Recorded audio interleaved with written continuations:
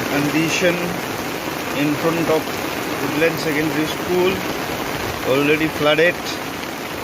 Water level has come up to this level, almost about to reach the road.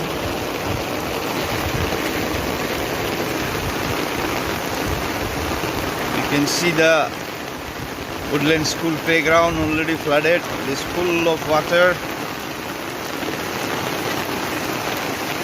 The water level in front of the gate already. See the condition, everywhere water and water and water. And this is, just see the condition of this canal, how the water is coming out. It seems to be like it's a big river.